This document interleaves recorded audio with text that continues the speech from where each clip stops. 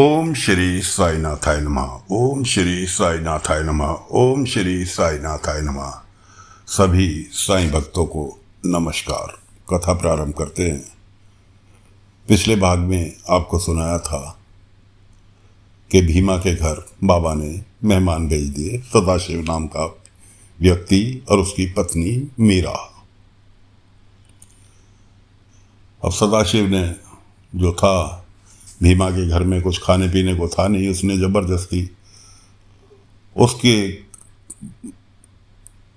बच्चों की गुल्लक रखी थी, बड़ी सी मिट्टी की गुल्लक रखी थी, उसके अंदर पैसे डाल दिए। भीमा ने गुल्लक तोड़ी तो उसके अंदर ढेर सारे पैसे। भीमा कहने लगा, मैंने तो इसके अंदर कोई पैसे डाले नहीं, 2-4 आने पड़े थे। भीमा का लड़का कहने लगा कि बाबा बाबा, ये सदाशिव काका ने इसमें पैसे डाले थे, मैंने देखा था। भीमा सदाशिव से कहने लगा कि सदाशिव भाऊ, आपने ऐसा क्यों किया? सदाशिव कहने लगा कि भाई, मैं यहां सेवा करने आया हूं। साईं ने तुम्हारे यहां आसरा दिलवाया। अब साईं ने परेशान करने के लिए तुम्हें थोड़ी आसरा दिलवाया कि मैं तुम्हें परेशान करूं। इसलिए वक्त की नजाकत को देखते हुए मैंने कुछ थोड़ा सा सहयोग किया। मैं यहां सेवा लेने नहीं, सेवा करने आया हूं। और जितने भी साईं भक्त हैं जो गरीबी रेखा के नीचे दबे जा रहे हैं, साईं की कृपा से मेरे पास बहुत कुछ है और मैं उनकी मदद करनी चाहता हूँ। बहुत ही जल्द मैं यहाँ कुछ ज़मीन खरीद कर उस पर एक मिल की स्थापना करना चाहता हूँ, जिसमें कि जितने भी शिरडी वासी हैं सभी को काम मिल सके और तुम्हारी तरह जो आज स्थिति तुम्हारी है, इस तरह के दिन किसी को ना देखने पड़े। खैर, खाना पीना हो गया। सदाशिव भाव जो थे अपनी पत्नी को आराम करने के लिए कहकर खुद बाहर टहलने निकल गए। रात का वक्त था। भीमा ने टोका भी कि रात का वक्त है।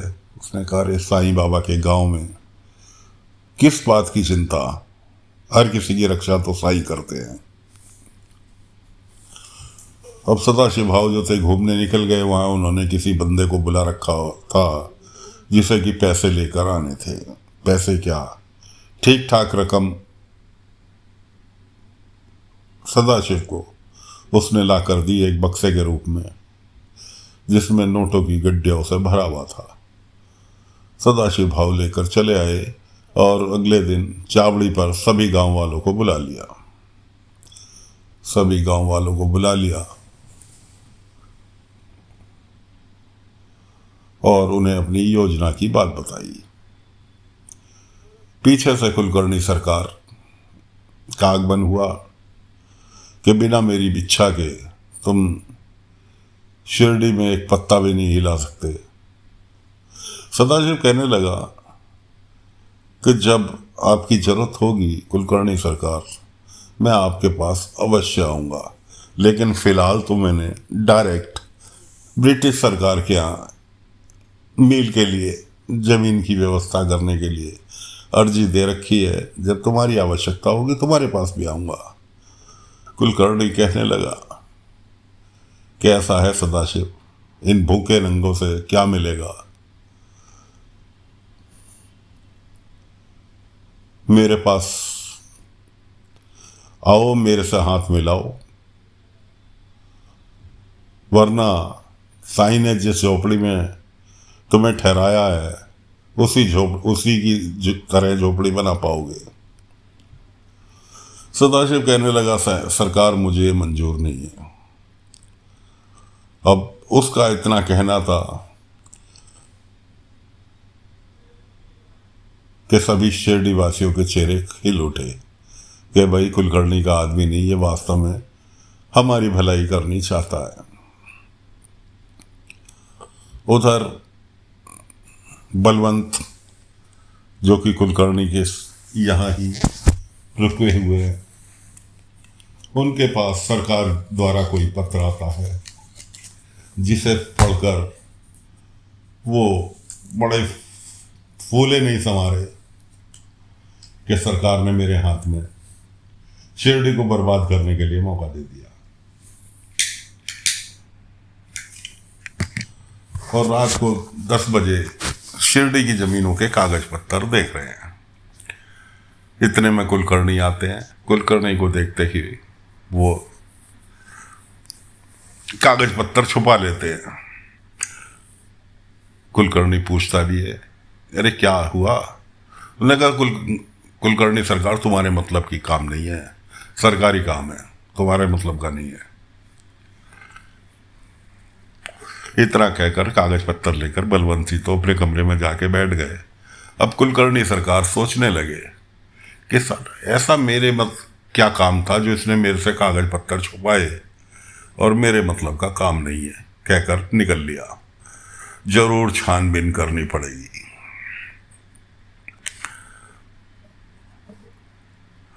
उधर शाम का समय बाईजामा बैठी बाबा के पास। बहुत तेज जोर से आंधी चलने लगी। बाईजामा कहने लगी, साईं अचानक ये इस तरह से आंधी क्यों? बाबा ने कहा, बाईजामा, ये आने वाली आंधी नहीं है, ये आने वाली अनहोनी का संकेत है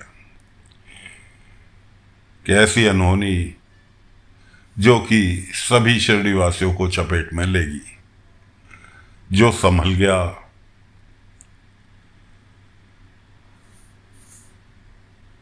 उसका कुछ नहीं होगा, और जो इस आंधी की चपेट में आ गया उसका कोई कुछ नहीं बिगाड़ सकता, उसका कोई कुछ नहीं कर सकता। वो अपने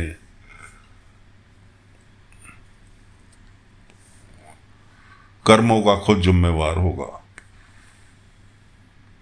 अगले दिन सुबह बाबा पहुंचते हैं सावरी के पास।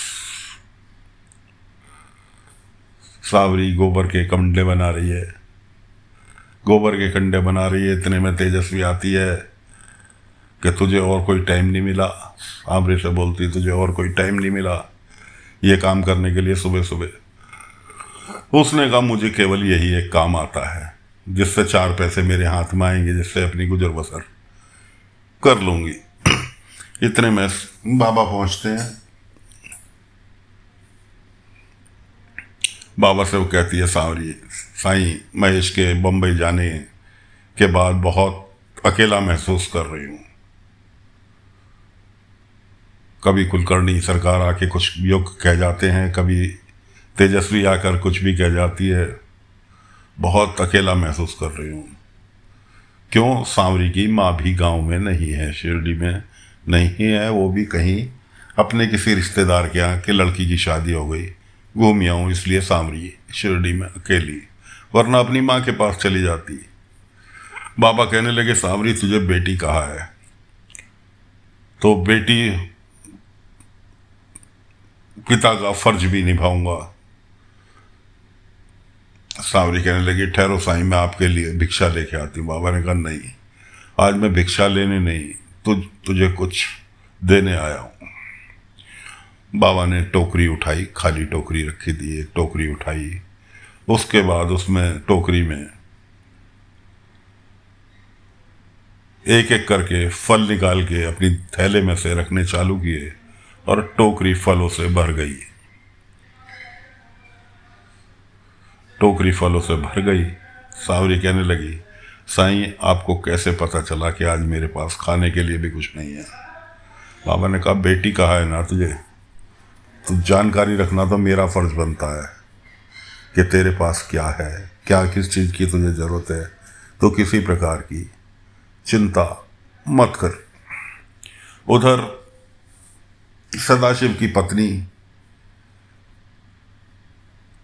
और भीमा की पत्नी दोनों कुएं पे पानी भरने के लिए गई।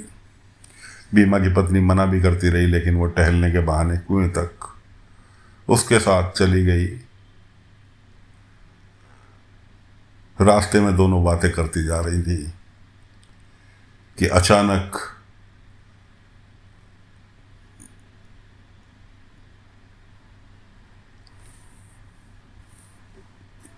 उसकी सदाशिव की पत्नी कहने लगी, मेरी साईं से मिलने की बहुत इच्छा है। मैं तो तुम्हारे साथ इसलिए आई कि तुमसे रास्ता पूछ सकूं कि द्वारका माई किस तरफ पड़ेगी। वो कहने लगी, द्वारका माई जाने की जरूरत कहाँ है साईं से मिलने के लिए। सच्चे दिल से याद करो, साईं तुम्हारे सामने हाजिर हो जाएंगे। इतने में एक बच्चा बैठा घर के बाहर, छोटा सा, लगभग 6-7 महीने का, बैठा हुआ खेल रहा। दूर से काले रंग का एक सांप भागा हुआ आ रहा बच्चे की तरफ। सदाशिव की पत्नी मीरा ने तुरंत जाकर बच्चे को गोद में उठा लिया, लेकिन सांप का आना उसकी ओर रुका नहीं। अब वो बेचारी बच्चे को तो गोद में उठाए हुए, लेकिन उसकी घबराहट। इतने में साईं प्रकट होते। बाबा ने सांप को समझाया, क्योंकि बाबा तो जीव जंतु हर किसी की भाषा जानते थे। बाबा ने सांप को समझाया कि इनको नुकसान मत पहुंचाओ, ये तुम्हें कोई नुकसान नहीं पहुंचा रहे, और वापस अपने जंगल जाओ, वहाँ तुम सुरक्षित भी रहोगे। इन्होंने तो बच्चे की रक्षा की है। इस तरह से बाबा ने सांप को समझाया। सांप चुपचाप वहाँ से वापस जंगल की ओर निकल लिया। उसके बाद जिसका बच्चा था वो महिला घर से बाहर निकल कर आई, उसने बच्चे को अपने गोद में ले लिया। सदाशिव की पत्नी मीरा बाबा से कहने लगी, साईं मैं तो आप ही के पास आने वाली थी। बाबा ने कहा, सच्चे दिल से मुझे जहां याद करोगे मैं वहां पर हाजिर होऊंगा। और आज जो तुमने बच्चे के प्रति प्यार ममता दर्शाई है कि अपनी जान की परवाह ना करते हुए बच्चे को बचाया, राम जी तुम्हारी इस कर्तव्य को जरूर याद रखेंगे आप, और बहुत जल्द तुम्हारी खाली गोद, तुम्हारी सूनी गोद भर देंगे। अब चौंकने की बारी थी मीरा की। उसने कहा, साईं मैंने तो आपको अपनी मन की इच्छा कुछ बताई ही नहीं। आपने तो मुझे बिना मांगे ही आशीर्वाद के रूप में जो मुझे चाहिए था दे दिया। बाबा ने कहा, राम जी सबका भला करेंगे। तो साथियों, फिलहाल तो कथा को यहीं पर विराम दे रहे हैं। अगले अंक में आगे की कथा लेकर फिर हाजिर होंगे। तब तक के लिए आज्ञा दीजिए। ओम साई राम, ओम साई राम, ओम साई राम।